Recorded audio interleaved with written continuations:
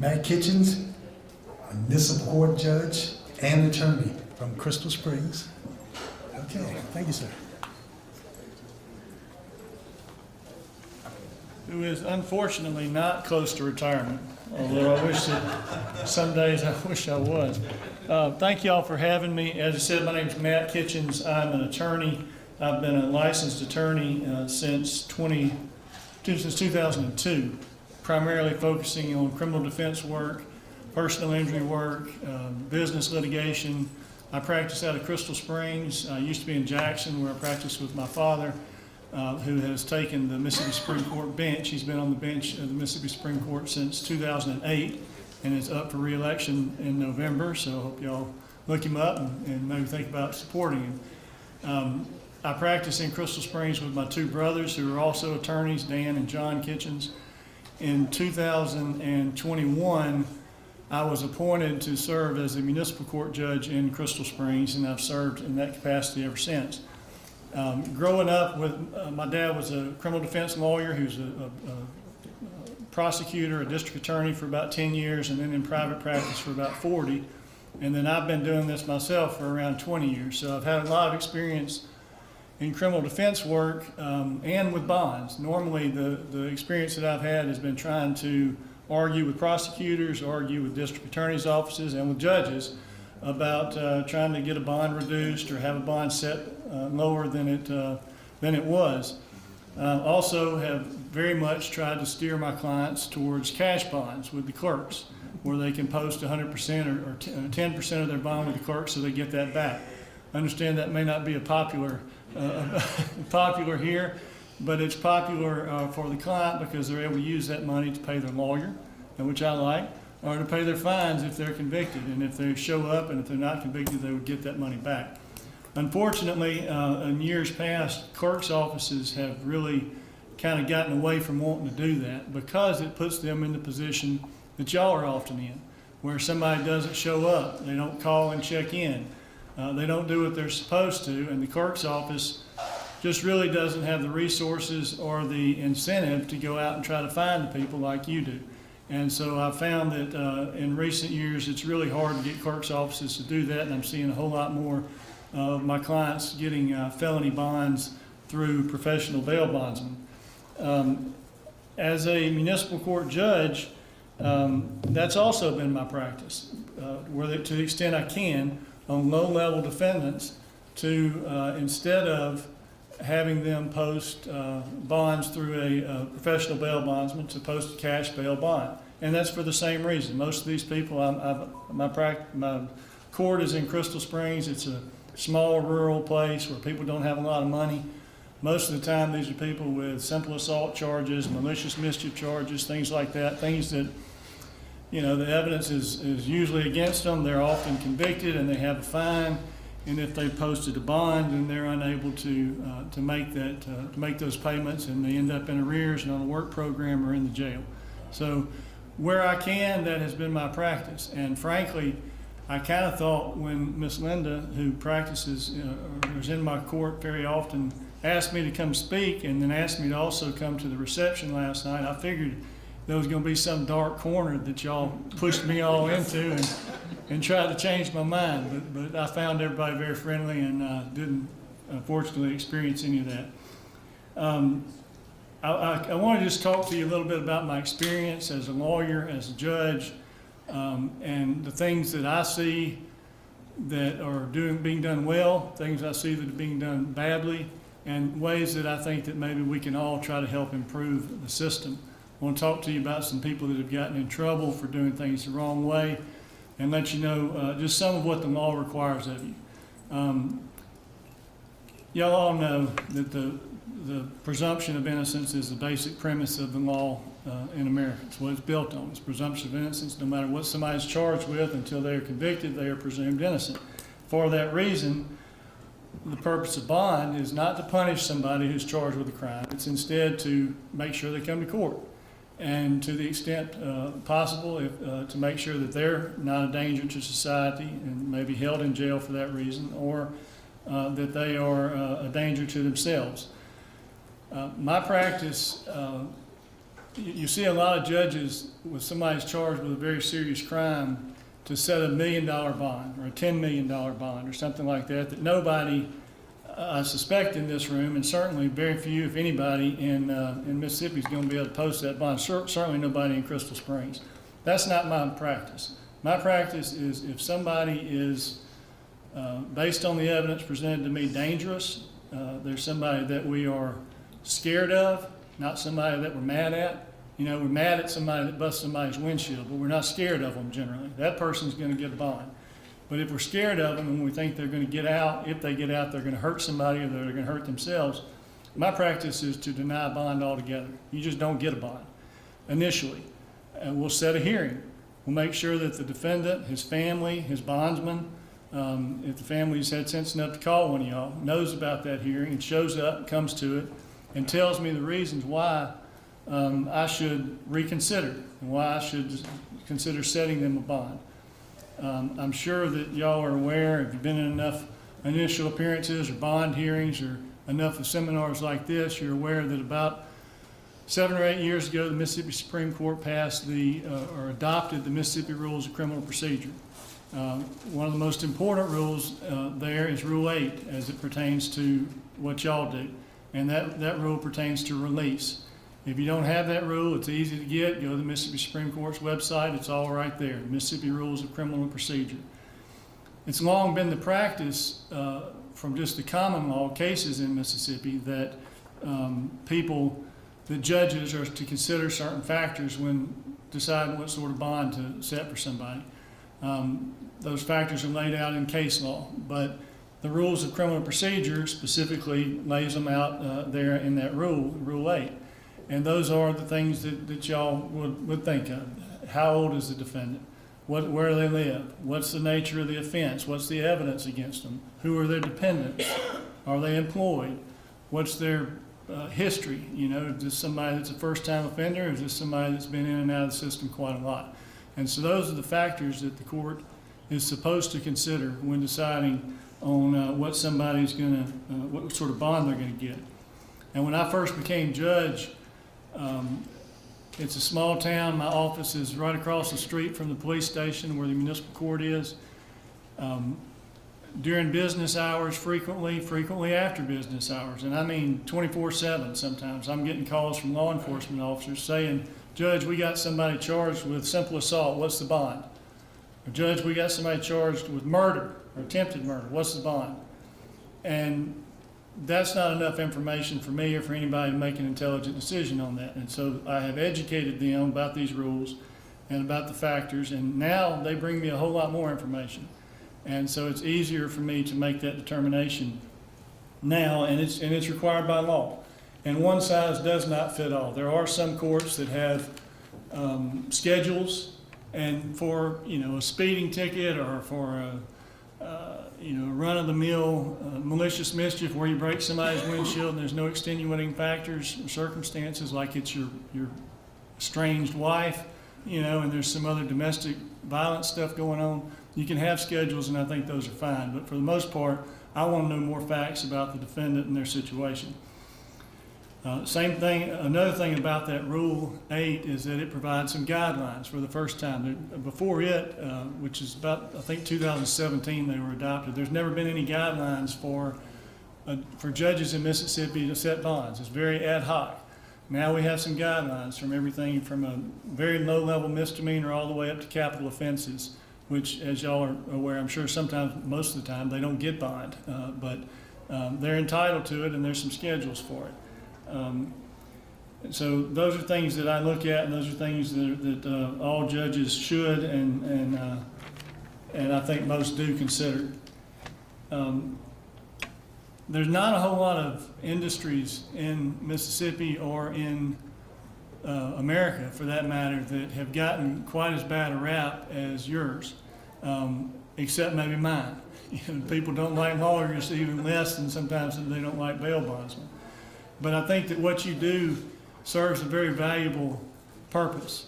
It's a very important profession because it does give people, under the right circumstances, the ability to get out of jail and continue to live their lives and prepare their case for trial. If they're sitting in jail that can have lots of unintended consequences. They can lose their job, they can lose their housing, they can lose their children. And studies have shown that people that sit in jail a long time oftentimes are more likely to be convicted. And it's also more likely to lead to recidivism. But there has been a lot of increase, for whatever reason, over the last years of people that do sit in jail for a long time, awaiting their trial. I saw one study that said there's been a 433% increase from 1970 to 2015 of people that sit in jail awaiting trial. And most of these people, according to this study, about 500,000 of them, are not people that are flight risk. They're not people that are a danger to the community. They're people that are just simply unable to afford bail. And there's a stark disparity in Mississippi and elsewhere when it comes to race. People of color are more likely to have higher bonds than people who are not. Males are more likely to have higher bond than people are not than females. So some suggestions and some things that I see that people are doing well or that they could do better. One thing that I really think is very important for anybody in this profession is to know the law. And that sounds pretty basic, sounds pretty simple, but there are a lot of people who don't understand what their obligations are and what their responsibilities are. I would also encourage you to do what you're doing now. Come to seminars, listen to folks, talk to other people in your industry network, know the other people that are doing this, and y'all work together. I would also very much encourage you to know your principal to the extent you can. Now, I know a lot of y'all may be working in Jackson or DeSoto County or somewhere that's bigger, or the coast that's bigger than little rural Crystal Springs. But if you are in a small town and you do have the ability to talk to and know some facts about your principal before you write the bond, that can be very helpful to you and to them. There is a constitutional provision, Article 3, Section 29, subsection 2 of the Mississippi Constitution that y'all may know about, but it says that if someone is out on a felony bond, so that's a bond for something that carried more than 1 year in prison, and they catch a new felony, and that new felony carries at least 5 years, that person, if the judge finds there's probable cause that they committed that new felony, they're not entitled to a bond. And so the first bond should be revoked, because that's a condition of every bond that you not commit a new felony, right? And if there's probable cause that they committed it, their first bond should be revoked and they should not be granted a new bond. I've been in courts where bondsman has come in, not in Copiah County, in another court, where a bondsman came in, wrote a bond, made some representations, which is, something maybe you should or shouldn't do, but told the judge some things about the defendant, and the judge granted him a bond. They posted it through that bondsman, and then a few days later it was determined and found out that they were already out on a felony bond. Well, that person was picked up, taken back to jail. That bond premium was wasted. Now, I don't know whether or not it was ordered to be refunded, the second one, or not, because it wasn't my court. But I will tell you, if something like that happens in my court, I'm going to enter a show cause order and order that bondsman, particularly if they wrote the first bond, and knew it, to come back in and explain to me why they didn't tell me that, because that person wasn't entitled to a bond, and you wasted somebody's money and wasted everybody's time. So you need to know what you can about the people that you're writing the bonds for. And that goes for their indemnitors too. The people that are co-signing on the bonds. You need to talk to them, know something about them and their ability to pay. Now, I know that's something I'm preaching to the choir about right there. Y'all are making sure that the folks that are co-signing on your bonds are have the financial wherewithal to repay them. But you need to know these people and know who you're dealing with. Another point kind of in that same neck of the woods is that if you can, come to initial appearances, come to arraignments, come to preliminary hearings. Very often, as I said, I'm right across the street from the police station, and they call me over, they say, Judge, we got so-and-so arrested, we need to do an initial appearance on him. And so I'll walk in the courtroom, I get in there, there's one police officer or jailer standing there with a defendant in a jumpsuit and handcuffs and a little bitty court file sitting on the bench. And all it says is, it's the affidavit saying on such and such day, we swore out an affidavit saying that he committed the crime of grand larceny. That's 100% of the information that I have. A lot of times there's no family member there. A lot of times the person in handcuffs is not educated enough or able enough to explain to me those factors that I was talking about a minute ago that I need to know to decide what sort of bond to set. And so if you know about your client being brought up for an initial appearance, or if you know about a preliminary hearing, at which time bonds are routinely reduced, show up. Don't be afraid to stand up and tell me what you know about them. Now, you can give me the caveat that, Judge, this is based on available information. I'm not swearing to it. This is just what I think I know. This is what Mama told me. This is what girlfriend told me. But these are the sort of things that I need to know in order to set bonds, especially if I've denied a bond altogether. You know, and like I said, I'll do that if somebody comes in and they're all hopped up on meth or they're drunk and, you know, like Otis from Mayberry, they need to go sleep it off. I'll send them to jail for a couple of days and then have a bond hearing. And so it's during that time period when hopefully family members have contacted you or they've contacted you from jail. They let you know they're going to have a hearing. They may not know when that date is. And so I encourage you to have a good relationship with the court clerks. The judges may be the ones sitting on the benches making the rulings, but the people that really run the court are the clerks. I could not function without my court clerk, and I don't know any court that could. She knows everybody. She knows their mama. She knows their sister. She knows when they went to jail and when they got out. And she knows what their fines are most of the time off the top of her head. So she knows when their court date's going to be, and she's the one setting the court date. So if you get word that somebody's in jail with no bond, or they're in jail with a high bond, and you think there's a chance or they think there's a chance because the judge told them if you come back with a lawyer or come back, you know, when we have a bond hearing, I'll reconsider this if you're still in jail. Find out those dates from the court clerks, talk to the client, talk to their people, find out some of these factors from Rule 8 that I'm going to need to know, and come in court and tell me about it, because I think anybody that has appeared in my court will tell you that I do my very best. As I started off, by most of the time just ORing people or giving them cash bonds. But when they need felony bonds, because I'm afraid they're not going to come or it's a very serious charge, I set them. But I'm open to reconsidering the amount of that bond if they've been in jail for a few days and they prove to me they can't pay it. And prove to me that they've got sufficient people that are going to help them with work and child care and that sort of thing. I'm very receptive to that, and I think a lot of judges are. So I would just encourage you to have a good relationship with the court staff and with the judge. And as to the judge, you're not supposed to have ex parte contact with a judge without everybody being present.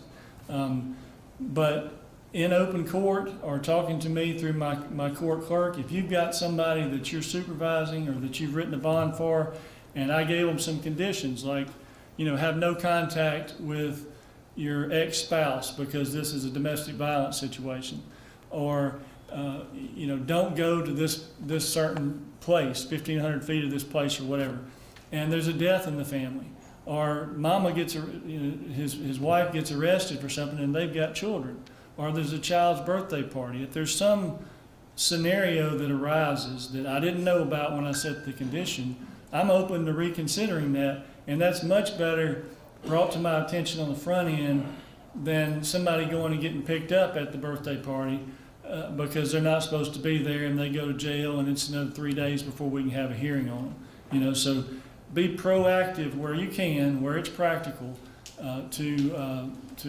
be able to let the court know when there's some extenuating circumstances.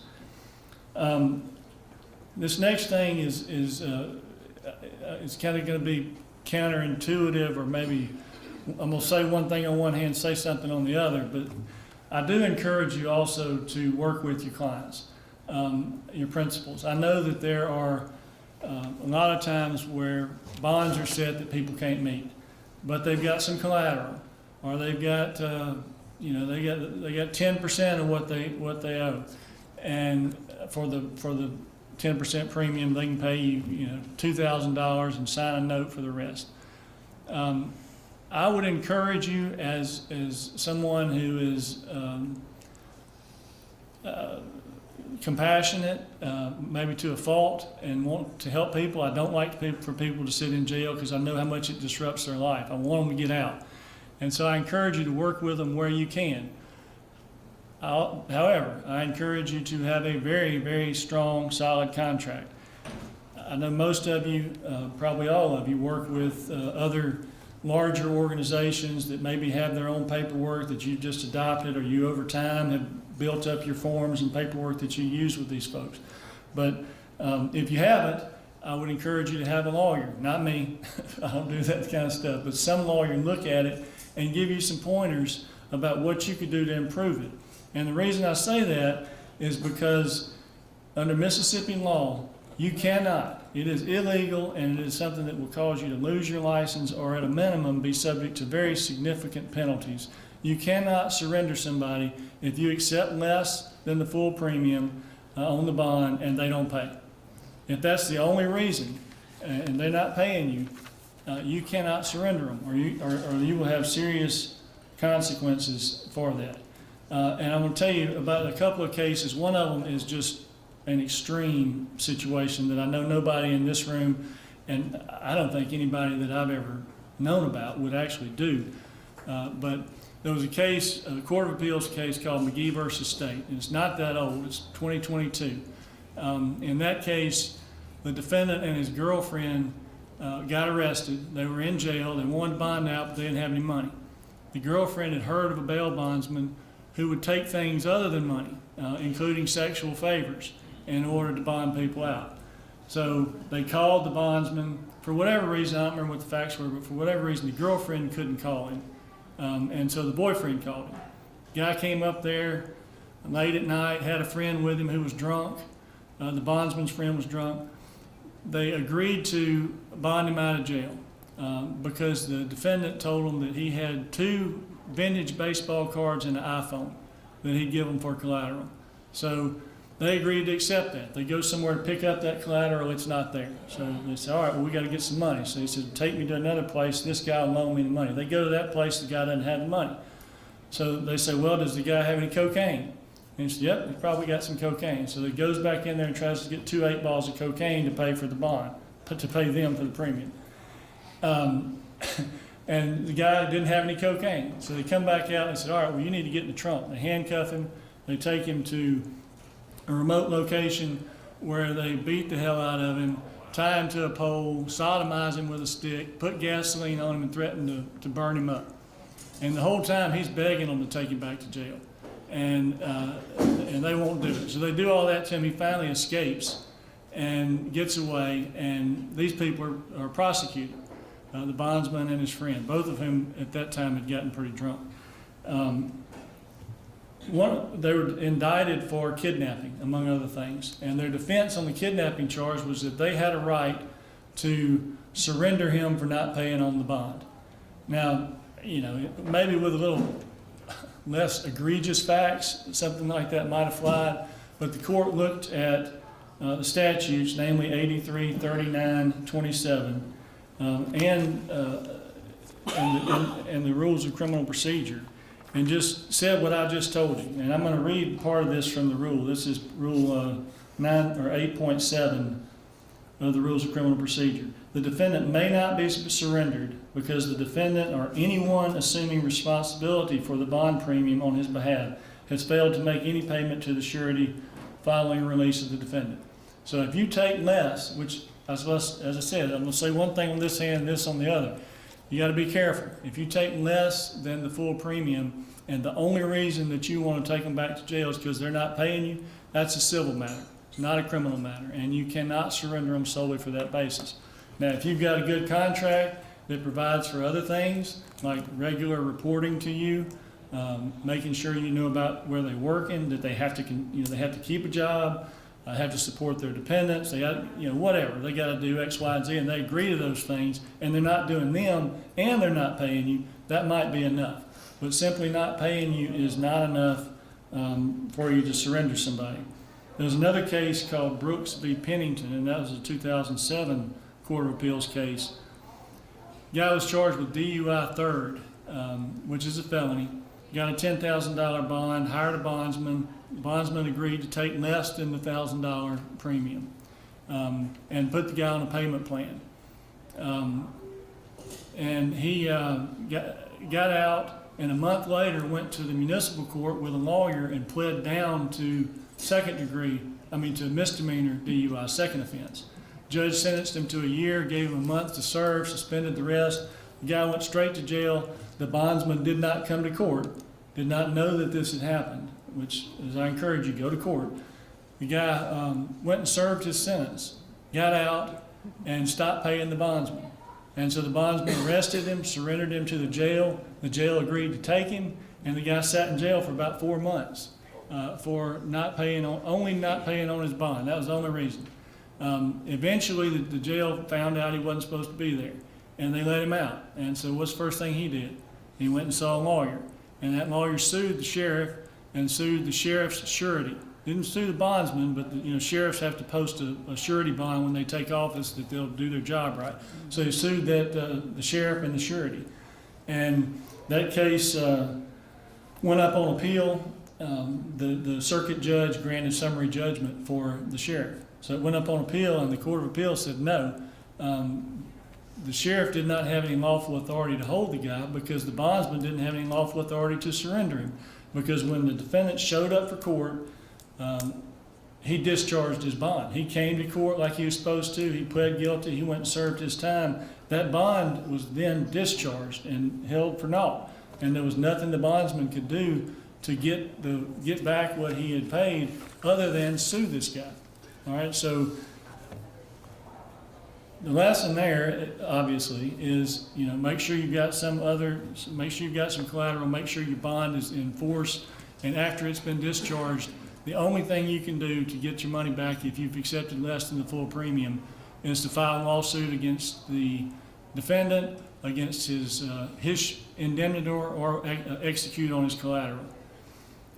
One other thing that case did is it set some standards for law enforcement when you do surrender a bond. Now law enforcement has to do 3 things, and they're basic. The first one is they've got to confirm the identity of the defendant, make sure he's who you say he is. Second thing is they got to make sure that they know who you are and verify who you are, that you are a valid bondsman with a right to arrest and surrender somebody. And the third thing they have to do is they have to make sure that the bond is valid and that it's binding on both the principal and the surety. They do those 3 things, then they can avoid liability. They did not do them in this case. I don't remember what county that was, but that county had to pay a lot of money because of this.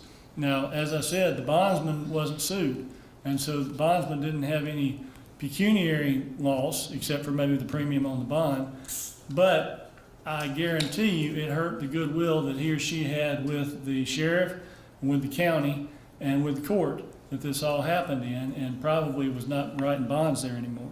So you got to be real careful. Be real careful there. So I mentioned that statute 833927, which says things that you can't do. And I've talked about a couple of them, but I just want to talk about a couple more. The first 1, 2, 3, I think, issues or elements or rules in that statute all deal with paying somebody or giving something of value to somebody in exchange for referrals. And it says it 3 different times that you cannot do that. It talks about you can't give a law enforcement officer, a judge, a jailer, anybody, any sort of financial incentive or promise to do so in order for them to refer bonds to you. You just can't do it. It's illegal, and it will cost you your license if you do, in addition to a bunch of fines. You cannot you can't accept anything of value from your principal, from the person that you wrote the bond for. Like, accept the premium and accept some collateral, right? That's accepted. You can do that. But you can't have them out mowing your yard, washing your car, painting your house, doing any of those things to try to make up for the bond discrepancy. That's illegal under Mississippi law, and it will subject you to pretty significant penalties. You cannot give anything of value to your principal. So if you bond them out, and it's kind of the same thing as paying a jailer or somebody to recommend bonds. If you bond them out, it doesn't say this in the statute, but my take is on it, the law doesn't want you giving them something in order for them to refer other people to you. That's a big no-no, and it's such a no-no that they've said it 4 or 5 times in this statute. You just can't do it.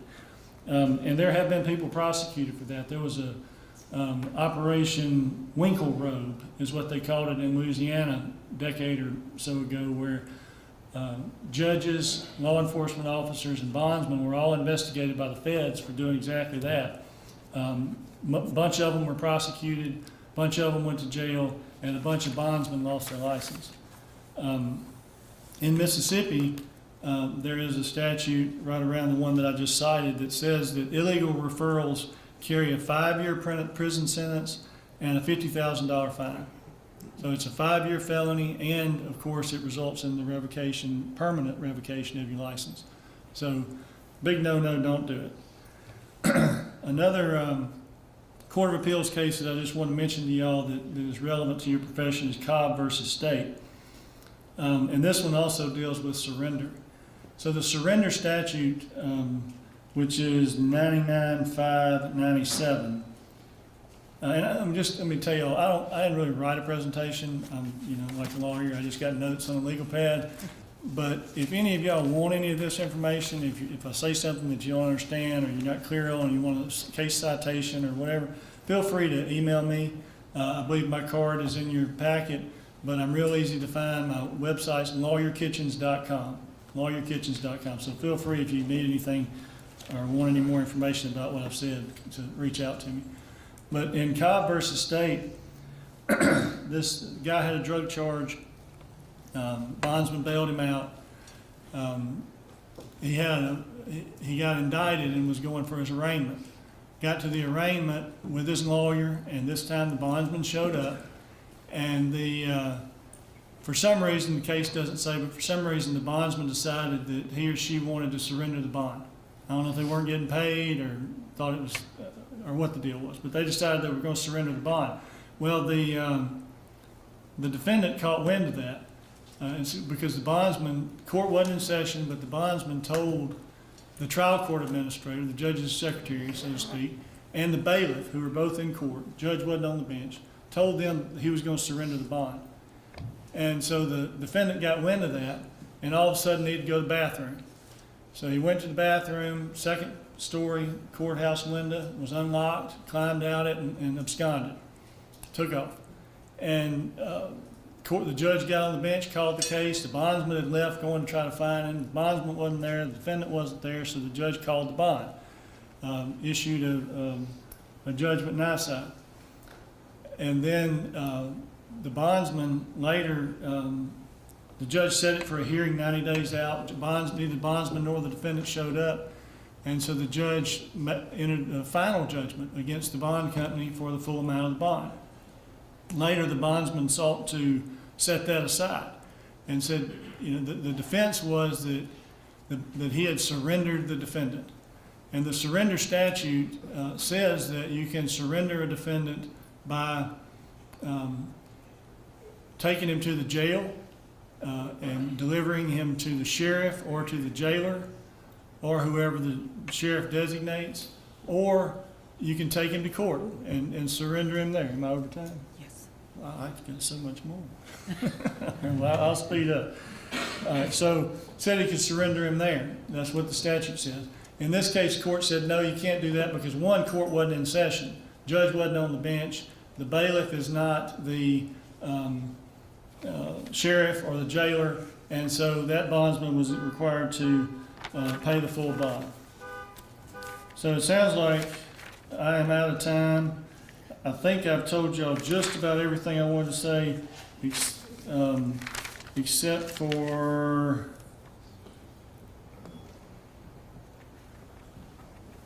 one more thing. And I just want to tell you this because this was the one thing that my circuit clerk, my old circuit clerk of 30 years and my new one told me to tell y'all. And I do what my circuit clerk says.